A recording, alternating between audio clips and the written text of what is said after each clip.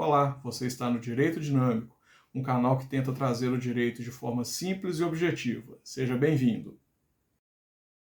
Uma questão que é muito comum as pessoas se perguntarem se refere aos graus de parentesco.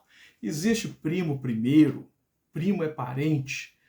Como é que eu faço para saber qual o grau de proximidade para todos os efeitos? Embora muita gente preocupe mais com a herança, como é que eu vou saber qual que é o grau de parentesco que eu tenho com as pessoas da minha família? E, aliás, o que é família? Para a gente esclarecer isso, nós vamos mostrar, de uma forma bem objetiva, como que se faz a análise dos graus de parentesco. E eu já adianto, são duas linhas, uma linha reta e uma linha colateral. Vamos começar então a discutir os graus de parentesco. A chamada linha reta, ou linha direta, é aquela em que as pessoas descendem umas das outras diretamente. Então imaginemos a situação, peguemos você como referência. Você descende da sua mãe, que por sua vez descende da sua avó. Ou seja, a sua existência obrigatoriamente depende da sua mãe ter existido e da sua avó também ter existido. Essa é a chamada linha reta, em que as pessoas descendem umas das outras, independentemente da atuação de quaisquer outras. Então, nessa linha reta, nós temos a geração, no nosso exemplo aqui, a mais antiga, que seria a avó, dela descende a filha e dela descende você. Mas calma lá, nós temos também outras linhas que são retas, embora próximas. Imaginemos que a sua avó tenha tido duas filhas, a sua mãe e a sua tia. Nesse caso, então, a sua avó tem uma outra linha reta também, que descende diretamente dela, que seria a sua avó, a sua tia, irmã da sua mãe, obviamente, e a sua prima, filha dessa tia. Essa também é uma linha reta. Então, nós temos a avó, tia e prima, formando também uma linha reta nela, embora, pelo parentesco, por fato de ser família, as duas linhas se aproximem, mas são duas linhas completamente distintas. Uma vez definida a linha reta, nós vamos cuidar agora da linha colateral.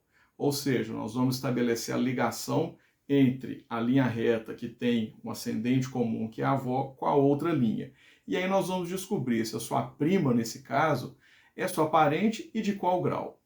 Como é que se faz a análise disso? Logicamente, considerando que duas linhas são distintas, mas partem de um mesmo elemento determinante, da mesma origem, que no caso é a avó, a contagem dos graus tem que partir de você, para chegar até o objetivo que seria a prima, passando pelo ascendente comum, fazendo essa curva. Então nós vamos contar um grau de você para sua mãe, um segundo grau da sua mãe para sua avó, concluímos uma linha reta. E agora nós vamos continuar pela outra linha reta, que é o ascendente comum à avó. Um terceiro grau da avó com a tia e um quarto grau da tia com a prima. Prima, tia são mãe e filha, tia e avó também são mãe e filha, formando essa linha direta. A avó em relação a você, a avó, tia e prima.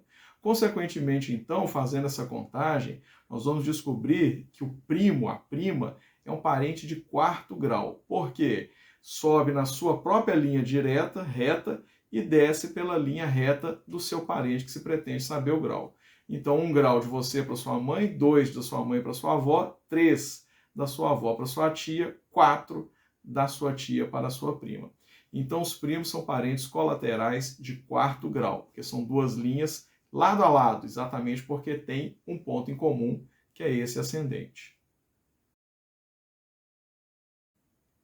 E qual a importância de se definir os graus de parentesco? Além de ser um bom motivo para discussão em família, nos almoços de domingo, os graus de parentesco têm uma grande importância para o direito. Eu vou citar 2 exemplos. O primeiro deles, no Código de Processo Civil, estabelece que é impedido de atuar como testemunha o parente colateral até 3º grau. Em tese, então, o primo ou a prima pode ser testemunha da pessoa em um processo. Mas atenção, isso não é a verdade absoluta. Por quê? Embora pelo grau de parentesco, o primo seja 4º grau, portanto não haja impedimento expresso na lei quanto a isso, o fato de ser alguém próximo, alguém da sua convivência, da sua intimidade, fará com que essa pessoa seja excluída como testemunha, porque pode aí, nesse caso, obviamente, tentar te favorecer de alguma maneira. De outro lado, como um outro exemplo, a gente tem também um outro tipo de impedimento, mas dessa vez no Código Civil. Não podem se casar as pessoas que sejam parentes colaterais até terceiro grau. Então, casamentos entre tios e sobrinhos é proibido dessa mesma forma. Por sua vez, o casamento entre primos não tem problema algum, né? Do ponto de vista jurídico, não há qualquer restrição dessa espécie. Eu espero que tenha sido uma explicação razoável, que tenha atendido o objetivo de esclarecer sobre os graus de parentesco e a importância deles. E aí, como de praxe, né, se inscreva no canal, deixe o seu like e apresente sugestões de assuntos que você gostaria que fossem discutidos de uma forma simples e direta, como é o nosso objetivo. Um abraço e até o próximo.